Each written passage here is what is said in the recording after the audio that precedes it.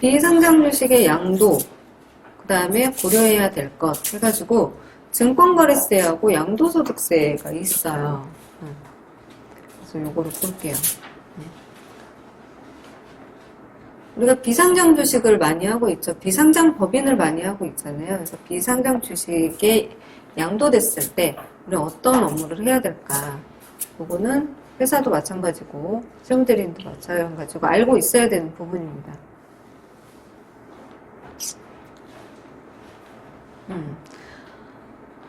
2018년도 작년부터 비상장 주식 거래에 대해서 예전에는 분기별로 원천세 신고를 했었어요. 증권거래세 신고하고 양도소득세 신고를 했었어요. 근데 분기별로 하는 게 많잖아요, 일이. 그래서 요거를 6개월에 한 번씩으로 바꿨어요, 작년부터. 그래서 지금 8월 말까지 주식 양도양수가 있었으면 증권거래세하고 주식 양도소득세 신고를 해야 됩니다. 근데 양도소득세라는 명칭 자체는 소득세가 들어갔잖아요. 그래서 개인한테만 적용이 되는 거예요. 그러니까 주주가 법인인데 주식을 양도했어요. 그러면 양도소득세는 없는 거예요. 증권거래세는 있겠죠. 그래서 여기에서 얘기하는 거는 지금 개인과 개인의 아니면 개인이 법인한테 양도를 했다던가, 그러니까 주식에 양도한 거에 대해서 개인이 양도했을 때를 지금 설명할게요. 왜냐면 대부분 우리가 갖고 있는 회사들이 주주가 개인인 사업장이 많아요. 그래서 개인으로 설명을 할 겁니다.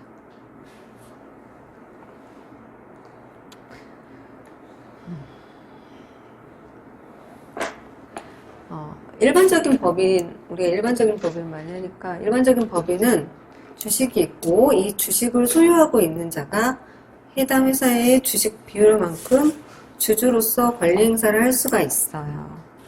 그리고 주주의 의사로 주식을 사고 팔 수 있어요. 그러니까 개인 거기 때문에 법인 통장으로 대금이 들어오지 않아요. 그러니까 개인하고 개인 간, 아니면 개인하고 법인 간, 아니면 법인 주주와 법인 주주의 거래이기 때문에 이 주식이 있는 회사의 통장에 돈이 들어오지 않아요.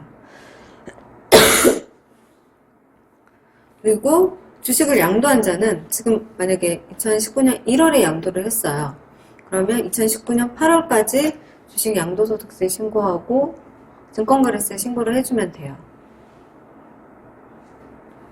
지금 8월 말까지 며칠 안 남았잖아요. 그래서 제가 지금 이거 그대로 블로그에다 올려놨거든요. 이거 조회 엄청 많이 되고 있어요. 이거. 왜냐면 지금이 증권거래세 신고 납부하는 시기이기 때문에 조회가 엄청 많이 되고 있거든요. 그리고 그런 조회를 하는 데들이 세무대리인들도 있겠지만 회사에서 직접 신고하는 경우도 있어요. 근데 좀 이따 나올 거지만 서면 신고 가지고 제가 설명을 했어요. 전자신고를 할 때는 홈택스에 전자신고를 할 때는 개인 인증서가 있어야 되기 때문에 인증서를 주주가 회사에다 아무리 회사라고 할지라도 주지는 않겠죠. 그래서 서면 신고를 할 거라서 서면 신고하는 방법을 볼 거예요.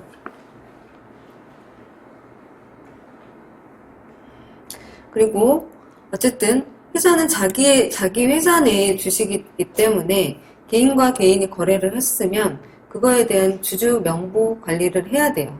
주주 명부 관리 반드시 꼭 해야 됩니다. 주식을 갖고 있는 자가 그 회사의 그 주식 비율만큼의 주인이기 때문에 주주 명부 관리를 해야 되고 비율도 항상 갖고 있어야 되겠죠.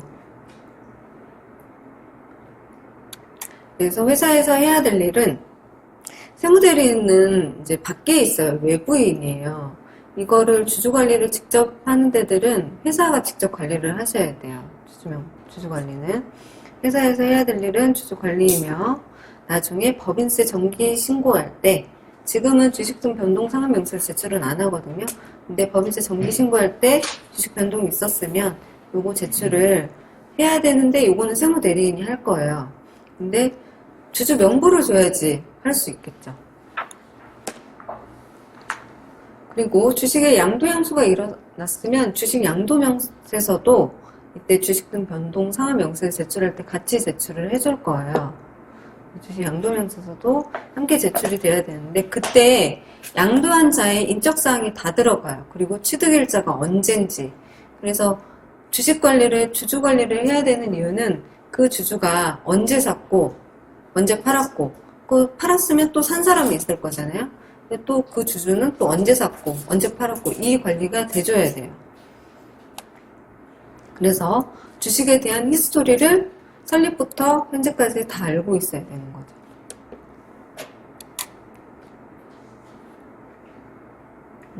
그래서 회사에서 주식 양도영수로 주주의 변동이 이루어졌다.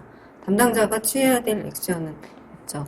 담당자는 우선 1차적으로 회사 담당자예요. 회사 법인 담당자고 그 다음에 세무대리인이 이제 세무신고를 해야 되기 때문에 추가적인 담당자가 될 수 있겠죠. 우선은 주식은 평가를 해야 돼요.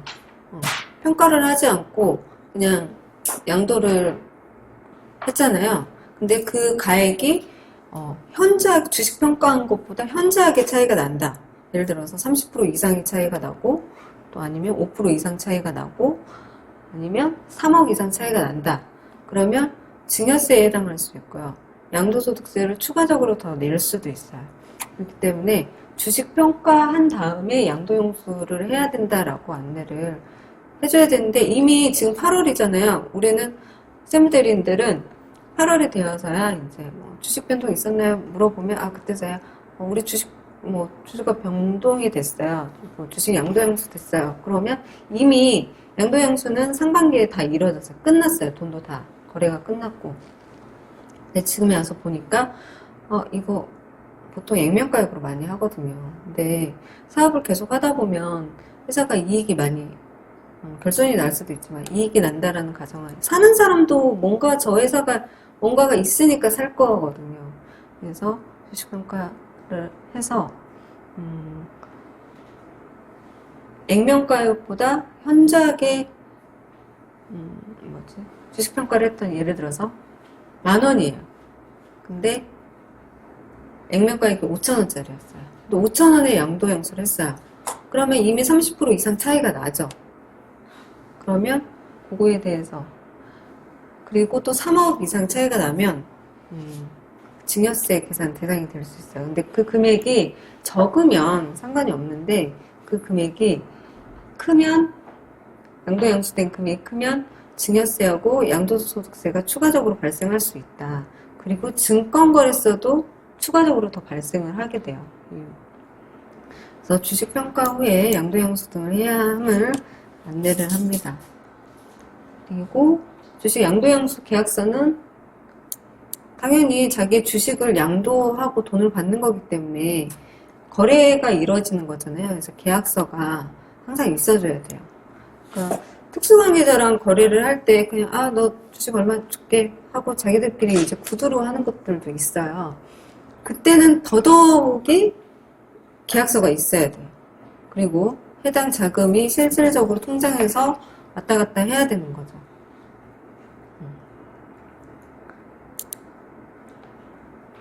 그리고 주식거래 종류가 뭔지를 파악을 하셔야 돼요.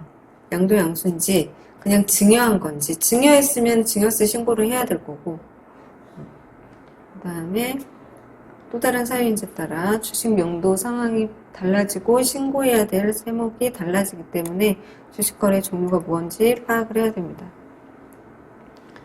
그 다음에 증권거래세 신고해야 되고요. 주식 양도소득세 신고해야 돼요.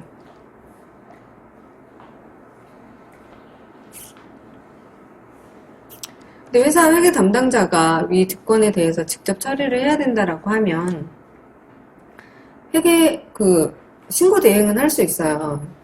회계 담당자가 이제 수기 신고서 작성해서 관할 세무서 주소지 관할 세무서로 보내면 되거든요. 양도자의 주소지 관할 세무서로 보내야 돼요. 그 회사의 관할 세무서로 보내는 게 아니라 양도한 사람의 주소지 관할 세무서로 보내야 돼요. 그래서 증권거래세하고 주식 양도소득세는 이 주식을 양도한 자가 부담해야 되는 세금이지 회사가 부담을 하면 안 돼요. 간혹 회사에서 그 대금을 지급을 하는 경우가 있어요. 양도소득세하고 증권거래세를. 근데 그거는 반드시 양도자가 납부할 수 있도록 해야 돼요. 그리고 주주가 변동이 됐으니까 변경된 주주명부 작성을 해야 되고 그때그때 작성을 해 놓으셔야지 나중에 헷갈리지 않아요. 그리고 간혹 이게 이제 주식거래인데 그러면 계약서가 있으면 그거를 담당자한테 줘야 되는데 이게 개인과 개인 거래이기 때문에 안 주는 경우들이 있어요. 그러면 증권거래소는 이런 양도소득세 신고는 할 수는 없겠죠.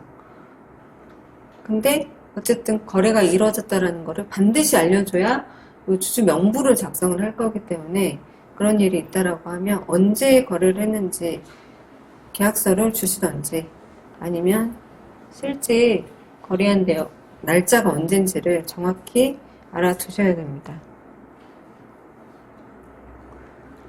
그리고 주주 변동에 대한 히스토리 내역 작성. 이거는 많이 없을 거예요. 주주 변동 히스토리. 근데 이게 있으면 좋아요. 나중에. 왜냐면 주식은 한 번 사서 끝나는 게 아니라 한 번 샀다가 또 나중에 또 살 수도 있거든요. 그러면은 이걸 나중에 처분할 때, 양도할 때 취득가액이 달라져요.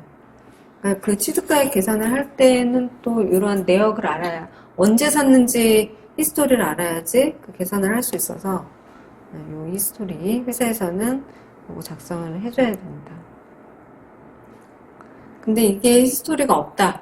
그러면 그때그때마다 주주 명부라도 있으면 나중에라도 히스토리를 별도로 작성을 할 수는 있는데 주주 명부도 그때그때 작성을 안 했으면 이제 어떻게 할 수가 없죠. 어떻게. 그리고 이거는 법인세 신고 시 주식 변동 상환 명세서 요거는 지금은 아닌데 나중에 정기 신고할 때는 요거 마감 버튼을 반드시 눌러야 돼요. 이거는 정기 신고 때 한 번 더 얘기를 할 거예요. 요거 안 눌러가지고 제가 세무대리인 할 때 2014년인가 12년인가 그때 주식 변동이 있었는데 그쪽 세무대리인에서 요거 작성은 다 했는데 마감 버튼 안 누른 거예요. 그래서 가산세를 진짜 2,900만 원을 냈어요. 지방소득세 290만 원까지 해가지고 냈었어요. 근데 너무 시간이 많이 지난 거기 때문에 이거를 뭐 가산세를 줄여주라 할 수가 없는 거죠. 그때는 2%였거든요. 지금은 1%입니다. 그래서 저거는 정기신고 때 한 번 더 얘기할 거고요.